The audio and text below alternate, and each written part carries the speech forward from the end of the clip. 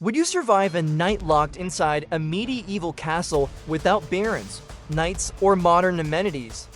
From freezing stone floors to creeping darkness, tonight we discover the terrifying truth imagine standing before those towering walls. Castle gates close behind you, daylight fades. The last torch droops in its iron bracket, silence, no guards, no servants, just stone, shadows, and ancient fears. But medieval nights were more than cold and drafty. They meant danger from every corner. Hypothermia, hunger, disease, wildlife, superstition, even ghosts. And unless you knew the survival secrets of the time, one night could be your last. Tonight, we invite you on a chilling journey back in time into the cold, dark heart of a medieval castle. We'll explore how people survived or didn't through cold, hunger, rats, superstition, and the constant threat of unseen horrors. Stone walls imposing by day became brutal hosts at night. Unlike modern homes, castles retained no heat. In winter, temperatures dropped below freezing inside. Your breath fogged the air, frost froze your hair. Elite chambers were no refuge. Fireplaces were inefficient. Ill-packed grates let smoke choke you. Heat dissipated through arrow slits and chimneys. Tapestries helped, but only marginally. Poorer souls slept in barns, stables, or courtyard nooks exposed to wind and damp. Medieval winter nights were often fatal. Hypothermia set in, and death came quietly.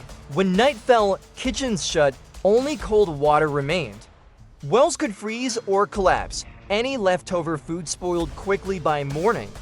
Sanitation challenges turned perilous. Privies drained into moats or cesspits, stench rising with temperature changes. Rats swarmed at night, nibbling bread and fingers. Sleeping in crowded dormitories meant disease spread like wildfire. Infections were common.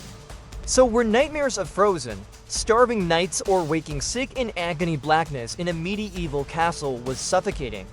Candles, rushlights, torches, they burned out quickly. Night brought unnerving silence. Not the calm of nature, but hollow echoes that dripped fear. Soundstone settling, wind whistles, distant spooks amplified anxiety. Everyone knew about the beast in the dark. Stories of ghosts and curses were more than myth. They were warnings whispered in torches' glow to keep the fearful in line. Entering the darkness meant walking blind past secret passages, hidden oubliettes, trapdoors one step from collapse. Surrounded by unseen danger, fear became a living shadow. Night brought a rush of vermin. Rats tunneled through grain stores, mice gnawed blankets. Fleas and lice invaded warm bodies, spreading disease. Bedbugs fed while you slept, leaving scratch marks across your skin. Rats carried plague, typhus, and hantavirus. A single bite could spark an outbreak. Medieval people slept alongside filth and paid for that negligence. Medieval society was steeped in religion and fear. Night was when demons, witches, revenants roamed. Prayers and crucifixes were your only defense. Some slept with relics of saints or bread blessed by priests. Others wore amulets or invoked holy water, but beliefs could backfire. Accidentally offending the spirits brought curses. Ghost stories spread fear as fast as disease. They were caution, discipline, and terror rolled into one. Castles were defended not for comfort. Patrols kept vigil, but alone, they were helpless. Sentinels shook off cold, draped themselves in furs, but still faced exhaustion. They feared silent invasion, be it rebels, animals, or something worse. A night raid could end with spear through chest, or poison in your cup. Guards needed nerve, discipline, and more than luck. Survival meant adapting. Fire beds or chimney beds, built around fireplaces. Feasts and ale warmed bellies at night. Shared blankets and body heat bonded families and armies. Tapestries lining walls created small warm zones. Straw-filled mattresses insulated floors. Animal fats kept wooden floors even slightly heat-retaining. But such comfort was rare. Most nights remained cold, damp, and terrifying. Medieval households conducted nightly checks. Water went into barrels. Grain was stored near hearths. Middles sorted linens. Burned-out candles were replaced in crisis. Doors were barred. Noisy animals, dogs, chickens gave warning. Alarm bells or horns assembled the watch. Still, these precautions could fail. Bandits, fires, or plague did not respect medieval planning or walls. Could you handle the darkness? Would faith or rituals keep you going? As the sun set, night's true rulers emerged. Scared in the dark, starving so quiet. The scariest part, not just the cold. It was what men did to each other when no one could see. Or worse, what the walls themselves might hide. Castles weren't just homes or fortresses, they were prisons. Deep inside many lay the oubliette, a name from the French oubliette, to forget. These were vertical shafts, narrow and lightless, where prisoners were lowered or dropped to be abandoned. No doors, no ladders, just stone walls closing in. Some oubliettes were barely wider than a man's shoulders. The prisoner would sit in pitch darkness, no warmth, no light, no food. Days, weeks, or until madness claimed them. Often, bones discovered in the centuries since tell of their fate. Their final cries swallowed by stone, you could stumble past one unknowingly. One step too far in the dark to medieval minds, night was more than an absence of light. It was a living, breathing force, and castles, built on blood and war, carried ancient sins in their walls. Every castle had its ghost, the White Lady, the Headless Knight, the Child in Chains. Names changed, but one thing stayed constant. These restless spirits walked at night. Soldiers and chambermaids told stories of hands brushing their faces in empty rooms, footsteps on flagstones with no body to cast them, windows shuttering themselves. Was it wind or penance? Even skeptics grew cautious because in a castle, fear fed itself. Medieval castles weren't built for comfort, they were built for power and paranoia. Beneath fine halls and dining chambers lay a tangle of hidden corridors, escape tunnels, and murder traps. Secret passageways allowed lords to vanish, assassins to creep unseen. Some led nowhere but to death pits with spikes, collapsible stairs, or suffocating vaults. At night, even the residents tread carefully. A wrong turn or an open door meant for no living man could be your last step. Castle life was communal. Nobles might enjoy tapestries and bed curtains, but for most, nighttime meant mass dormitories, rows of damp, lice-ridden cots. Without hygiene, disease spread fast. The Black Death claimed entire garrisons within days. Simple coughs became fatal. Wounds turned black overnight. Even a scratch in darkness could mean your end. Many prayed not to wake up. In an era before electricity, fire was both salvation and doom. A single candle could warm a hand or destroy a kingdom. Castle fires often began at night. A guard asleep, a tapestry too close to a hearth. The flames spread fast through wood-beamed roofs and thatched kitchens, and there was little defense. Stone walls trapped heat and smoke, escape routes narrowed. Often, those inside burned long before they could flee. Entire castles perished in the night, reduced to cinders by dawn. Perhaps the greatest danger came not from swords, sickness, or rats, but from within: isolation, dread, the endless dark. Imagine it, hours that feel like days, shadows that twist into figures. The scratching of mice mistaken for clawed hands. Even hardened nights spoke of midnight madness, the walls seeming to lean closer, ceilings pressing down. Some fell to religious fervor, others madness, a few vanished altogether. This was the reality of a medieval night. No light switch, no blanket safety, desperation birthed ritual. Peasants placed garlands of rowan, holly, or garlic over windows. Nobles clutched charms of saints. Salt circles marked chamber thresholds. Midwives blessed newborns at nightfall to ward off the married demon blame for sleep paralysis and sudden death. Doors were barred not from brigands, but from spirits. What modern minds call superstition was, then, survival. Even the powerful knew fear, enemies plotted in shadows. Poison waited in wine, curses clung to bloodlines. Many lords slept with daggers beneath pillows. Tasted food themselves, ordered guards to watch over infants. Yet, as night deepened, wealth and title meant nothing. No one escaped the damp stone, the creaking timbers, or the endless dark. Now, picture yourself in that place. The world gone dark, no sound but your heart beat. Would you endure? Could you find sleep? Or would terror claim you before dawn's first light? If you thought surviving a medieval castle night was only about cold and darkness, you're mistaken. It was the hidden decisions, the wrong turn, the misunderstood rule, the overlooked superstition that claimed lives before dawn.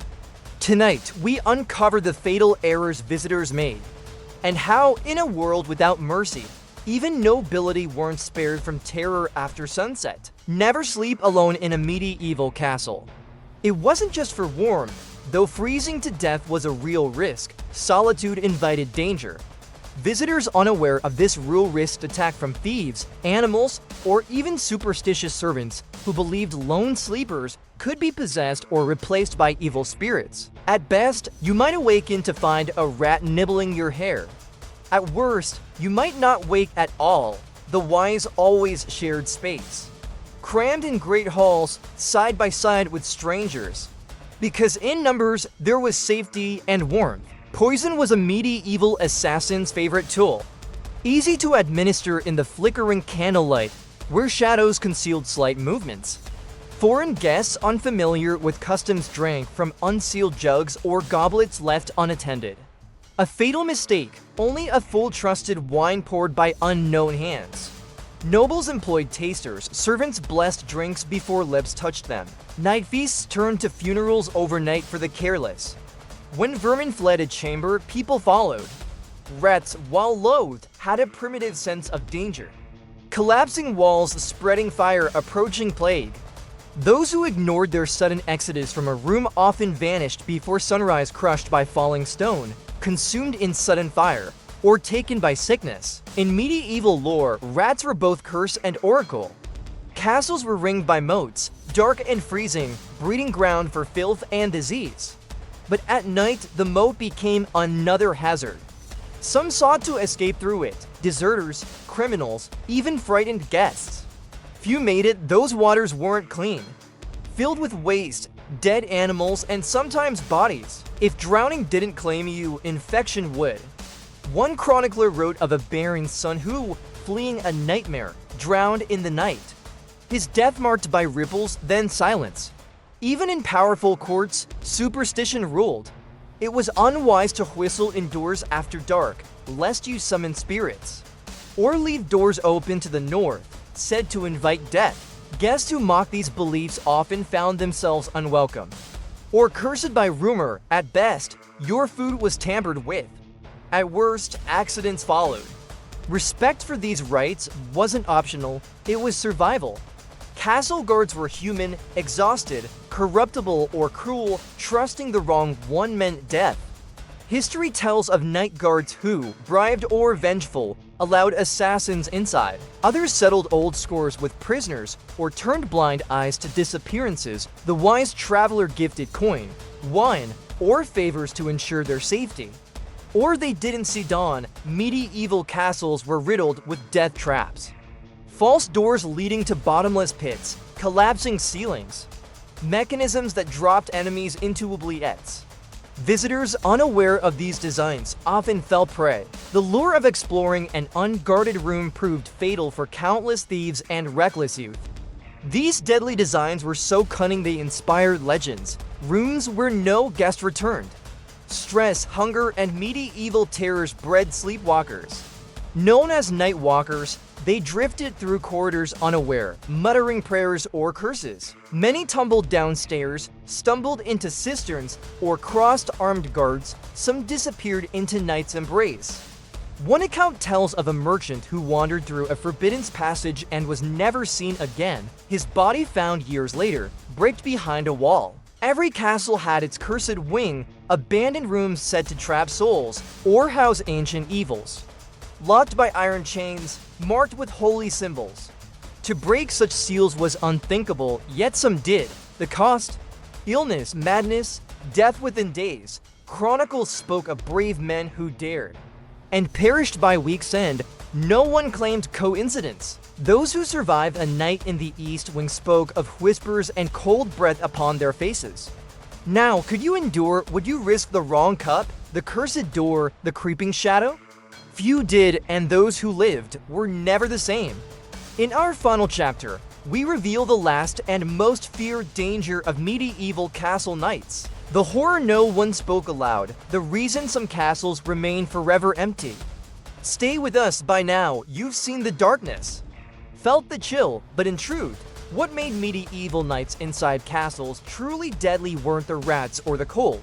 It was what men did in the dark. Unspoken customs, secret punishments, forbidden rites, and the one horror no soul dared utter aloud. Tonight, we reveal the final horrors no guest, knight, or king was saved from. Not all executions waited for morning. Some were carried out in secret, when no witnesses remained. The condemned, often prisoners of politics or scandal, were taken by torchlight. In medieval England, France, and Germany, prisoners sometimes vanished during the night, marched to gallows or stone walls, dispatched quietly to avoid scandal or rebellion. In darkness, no last words, no priests, only silence and cold steel. Some castles had execution pits or concealed courtyards for these acts. The victims' names erased by dawn, and those who questioned where they'd gone risked joining them, though the church ruled Europe by day. At night, darker powers whispered in cold corners, in remote towers and hidden cellars. Forbidden rites persisted. Pagan blood rites, demonic invocations.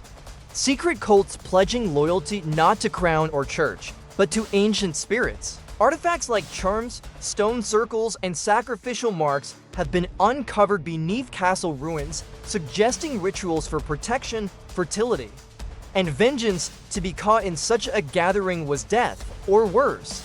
But fear of disease, invasion, and restless spirits drove desperate men to desperate acts, and sometimes it worked. Every castle had one, a chamber where no one dared sleep. Its history lost, its legend grown, stories told of the last man who laid there, his corpse found twisted, mouth frozen in terror, nails clawing at stone. Or a child who vanished within its walls, or a noble woman who screamed until morning, only to wake voiceless and broken. Doors were barred, crosses drawn in ash, some castles bricked such rooms shut. But the most frightening part, no one knew why. In times of plague and famine, blame fell on outsiders, the healer, the midwife, the old woman in the woods. Those accused of witchcraft were imprisoned in castle cells, tortured for confessions. But even condemned, their curses terrified captors. One tale from 1390 speaks of a woman hanging at midnight in a keep's courtyard. Before death, she cursed the Lord's bloodline, swearing no child of his would live past 30. For 3 generations, it came true. Even the cruelest lords feared a witch's dying words, and their spirits were said to linger in the walls. Guards swore to seeing it at night, stalking parapets, vanishing behind towers. Descriptions varied: a beast the size of a calf or as large as a man. Its eyes glowed like embers, its growl bone deep. Some believed it protected treasure vaults or sought revenge for murdered masters. Others said its appearance meant imminent death for those who glimpsed it. And though centuries passed, many castle ruins still bear witness sightings of a silent, 4-legged shadow. Bell towers signaled alarm, invasion, fire, death, but they were also traps. Guards tasked with midnight watch atop towers faced treacherous climbs. Wines howled, stairs crumbled, many slipped to their deaths in the dark. Worse, enemies sometimes waited above, hidden in rafters, striking down guards and ringing false alarms to draw troops away. The phrase "death in the bell tower" became a proverb in some regions, a warning that even the highest places weren't safe after dark. One of the most chilling medieval legends tells of women, mistresses, scandalous wives, rebellious daughters, walled alive within castle walls. For defiance or to hide disgrace, they were sealed into alcoves, sometimes with a single candle and a crust of bread. Their cries echoed for days, and when silence fell, their restless spirits were said to linger. In dozens of castles across Britain, France, and Eastern Europe, builders have uncovered skeletons inside walls. A silent testament to the cruelty and horror medieval castles concealed. And so, could you still endure it? The night winds, the rats bite, the curse behind a whisper. the ancient trapdoor beneath your feet. In our final chapter, we unveil why medieval people truly feared the dark. The unspeakable fate that lingered in shadows, waiting for the unwary. And why, even now, some say castle stones still remember, stay close. Excellent. Let us craft you a strong final chapter and ending segment for your documentary video. Wouldn't you survive a night in a medieval castle? This will be the emotional, unsettling, and reflective wrap-up to leave viewers haunted and eager to comment, like, and subscribe. You wouldn't survive a night in a medieval castle. And now, the truth. For all their splendor and power, medieval castles were never meant for peace. They were built for war, for control, and for fear. Every stone soaked with blood, every hall echoing with centuries of suffering. The true terror of medieval castle nights wasn't the cold, not the rats, nor the shadowy figures. It was the knowledge, deep in your bones, that here, behind these walls, life was cheap. Death was constant, and mercy was a rare visitor. Even the brave trembled after sunset. You see, medieval people didn't fear monsters. They feared each other, the traitorous hand, the jealous rival, the desperate servant, the nobleman's whim. Because sometimes, the face that smiled at you in the hall was the same one that would slit your throat in the dark. And those ancient stones remembered. That's why even today, when you stand in the ruins of an old keep, it feels colder than it should. The silence too heavy, the shadows a little too thick. Because somewhere in those ancient bones of stone, something lingers, and perhaps it waits.